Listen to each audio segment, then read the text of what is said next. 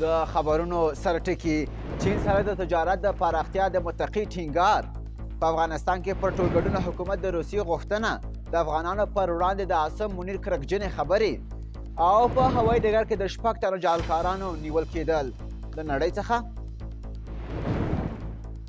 په ولسي وګړو د اسرائیلو وحشیانه بریدونه د جومات پر ځای د مندر پر جوړېدو د هندوانو او مسلمانانو کړکېچ په ناټو کې د سویډن له غړیتوب څخه د هنګري ملاتړ او په عربستان کې غیر مسلمانو ته د شرابو اجازه د لوبو له ډګر څخه له کرکټ بورډ څخه د کونړ کرکټ لوبغاړو ګیله پکتیکا کې د یووالي تر نامه لاندې د فوټبال سیالۍ په کندوز کې د چاپاندازانو ترمنځ وزلوبې او په 48 امتیازونو د بایرن مونیخ مخکښتوب السلام علیکم زموږ خبري ټولګي ته ښه راغلاست. لومړی خبر اسلامي امارت غواړي د قرغیزستان له لارې له چین سره سوداګریزې چارې پراخې کړي. د بهرنیو چارو سرپرست وزیر مولوي امیر خان متقي د قرغیزستان د سوداګرۍ له وزیر سره په لیدنه کې ویلي غواړي د دغه هیواد له لارې له چین څخه وارداتو برخه کې افغان سوداګرو ته لا اسانتیاوې زیاتې شي څو ډالر په یو کامیاب ترانزیټي مسیر بدل شي. د روسیې د بهرنیو چارو وزیر د ملګرو ملتونو په مرکزي دفتر کې ویلي چې په افغانستان کې واکمن نظام د ښځو او نجونو حقونو ته د درناوي او د یو ټولګډونه حکومت د جوړولو له ژمنې سرغړونه کړې ده. سرګي لاروف وویل چې هیواد به اسلامي امارت تر هغې په رسمیت ونه پیژني چې خپلې ژمنې پوره نه کړي. خو اسلامي امارت تل ویلي چې حکومت یې ټولګډونه دی. ټاکل شوې راتلونکې اونۍ په روسیه کې د افغانستان په اړه یوه امنیتي غونډه جوړه شي.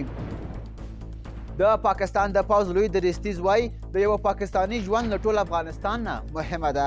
جنرال عاصم منیر د پاکستان د دولتي او خصوصي پوهنتونونو یو شمېر محصلانو ته ویلي هغه کسان چې د دوی پر اولادونو بریدونه کوي تعقیبوي. عاصم منیر همدارنګه ویلي کله چې پاکستان خپلواک شو افغانستان یوازینی هیواد و چې په ملګرو ملتونو کې د پاکستان له غړیتوب سره مخالفت وکړ. د کورنیو چارو وزارت ویلي چې سرحدي ځواکونو د کابل نړیوال هوایي ډګر کې 2 ممنوع الخروج او 4 کسان چې غوښتل یې په جعلي پاسپورټونو بهر ته سفر وکړي نیولي دي. له دوی مخکې هم بېلابېل تورن کسان په هوایي ډګر کې نیول شوي دي. له پاکستانه د افغان کډوالو د جبري ستنولو په لړ کې 1 کورنۍ افغانستان ته راستنې شوي. اسلامي امارت په یوه خبرپاڼه کې ویلي چې دغو کډوالو سره یې اړینې مرستې کړي. د راپورونو له مخې افغانستان ته له پاکستانه د راستنو شویو کسانو شمېر له 15 لکو اوښتی دی. پاکستان د څه باندې 18 لکه بې اسناده کډوالو د جبري ایستلو پروسه پیل کړې ده. د افغانستان لپاره د ملګرو ملتونو د مخدرو موادو او جرمونو ضد ادارې مشرې انوبه سود وایي اوس یې وخت دی چې د افغانستان د خلکو چې له بېلابېلو ناورینونو سره مخ دي لاسنیوی وکړي. میرمن انوبه سود په خپل اکسپانه کې لیکلي چې د کوکنارو له کار څخه د بزګرانو منع کېدل د اقلیم بدلون او هیواد ته د بیرته راستنېدونکو کډوالو اغیزې او هم د نشه یي توکو پراخ استعمال د دې لامل شوي چې د افغانانو جدي اړتیاوې زیاتې شي. د ملي پراختیا شرکت چارواکي وایي چې د بلخ ولایت په کلدار ولسوالۍ کې د خوشتپې کانال د سربند چارې 40 سلنه مخته تللي او ټینګار کوي چې پاتې چارې به تر راتلونکي کال پورې بشپړې شي. خوشتپې کانال د افغانانو لپاره ملي او حیاتي پروژه بلل کیږي. د میدان وردګو ولایت مرکزي څلورلارې د مڼۍ چوک چې څه موده وړاندې رغنیزې چارې پیل شوې وي بشپړې شوې. یا چوک د میدان ښاروالۍ په همکارۍ او یوه سوداګر په مالي مرسته ورغول شو. اوس هم زما همکار تاسو ته نړیوال خبرونه وړاندې کوي. ډیره زیاته مننه. درنو لیدونکو السلام علیکم. لومړی خبر د غزې په خان یونس کې د ملګرو ملتونو د زده کړې یو مرکز چې پکې زرګونه بې ځایه شویو پناه اخیستې د اسرائیلو تر حملو لاندې راغلي چې د دې مرکز د مسؤلینو په وینا ډېر تلفات یې اړولي دي. د اسرائیل له حملې وروسته په څو ودانیو کې اور هم لګېدلی. اسرائیلي ځواکونو پر خان یونس د بریدونو په ترڅ کې روغتونونو ته لارې او هم له سیمې څخه یې د خلکو د تېښتې لارې بندي کړي دي.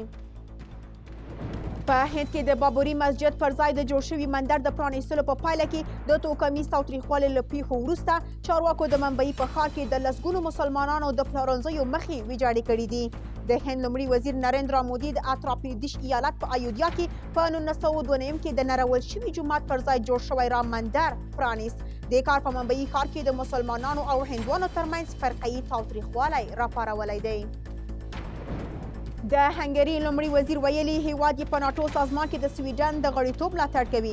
ویکتور اوربان ویلي چې په دې تړاو یې د ناټو له سرمنشي یونس سټولټنبرګ سره ټلیفوني خبرې کړې دي او زیاته کړې چې د خپل هیواد پارلمان به هم وهڅوي چې په ناټو کې د سویډن غړیتوب لپاره رایه ورکړي. له ترکیې وروسته هنګري په ناټو کې د سویډن د غړیتوب مخالفت کړی، خو ترکیې په روانه اونۍ کې په ناټو کې د سویډن د غړیتوب طرحه تصویب کړه. په سعودي عربستان کې د یوې نوې پریکړې له مخې په غیر مسلمان ډیپلوماتونو د الکولي مشروباتو خرڅولو ته اجازه ورکول کیږي.